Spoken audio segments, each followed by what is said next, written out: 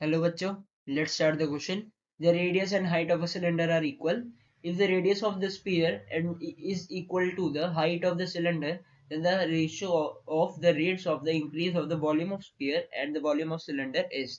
तो इस क्वेश्चन में सबसे पहले तो आपको ये पता होना चाहिए कि फॉर्मूलाज क्या होते हैं वॉल्यूम ऑफ सिलेंडर और वॉल्यूम ऑफ स्फीयर के, ठीक है।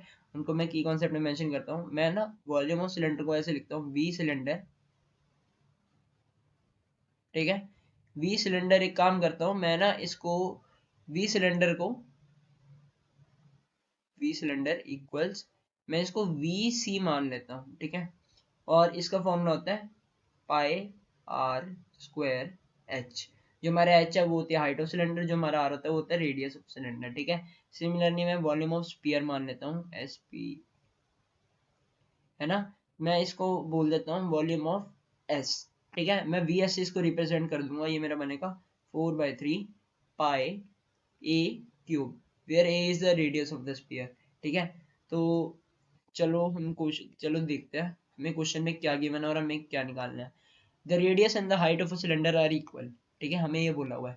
तो जो हमारा वॉल्यूम था उसका फॉर्मूला था, जो हमारा वी सी था मतलब वी सिलेंडर था उसका फॉर्मूला था पाई आर स्क्वायर एच। क्या मैं इसको ऐसे लिख सकता हूँ पाई आर क्यूब, क्योंकि इन्होंने बोला है कि रेडियस और हाइट इक्वल है, ठीक है, रेडियस और हाइट इक्वल है। तो हमारा ये पाई आर स्क्वायर एच में एच आर आ जाएगा और हमारा आर क्यूब बन जाएगा, ठीक है। और सिमिलरली वी एस जो वॉल्यूम ऑफ स्फीयर है वो था 4/3 पाई ए क्यूब, ठीक है। इसमें बोला गया if the radius of a sphere is equal to the height of a cylinder, मतलब जो ए है हमारा वो एच के इक्वल है, ठीक है। जो वॉल्यूम ऑफ सिलेंडर में हाइट थी जो सी एच था ये इसके इक्वल है, और जो हमारा एच है वो रेडियस ऑफ सिलेंडर के भी इक्वल है। तो जो हमारा रेडियस ऑफ स्फीयर है वो रेडियस ऑफ सिलेंडर के भी इक्वल होगा, है ना। तो फिर हमारा ए जो सा होगा वो आर के इक्वल होगा। मैं इसको ऐसे लिख दूंगा 4/3 पाई आर क्यूब, क्योंकि ए हमारा आर के इक्वल है, ठीक है।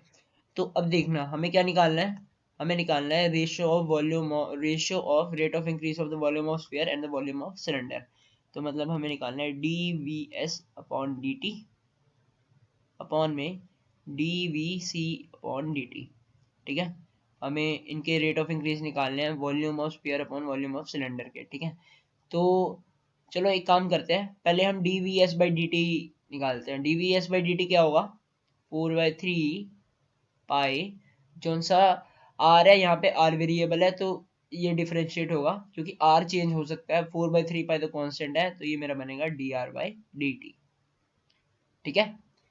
ये हमारा D V S by D T की वैल्यू आ जाएगी।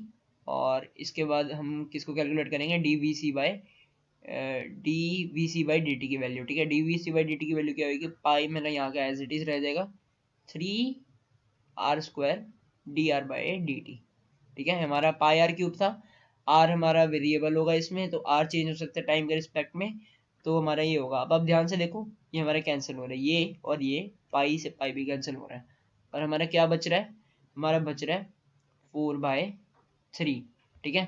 तो D V S by D T upon D C by D T की वैल्यू क्या आ रही है हमारी 4/3, विच इज माई आंसर, ठीक है। तो हम ऑप्शन देखते हैं 4/3, यस ए ऑप्शन हमें 4/3 गिवन है, so A is my answer. I hope you guys understand. Best of luck. Thank you.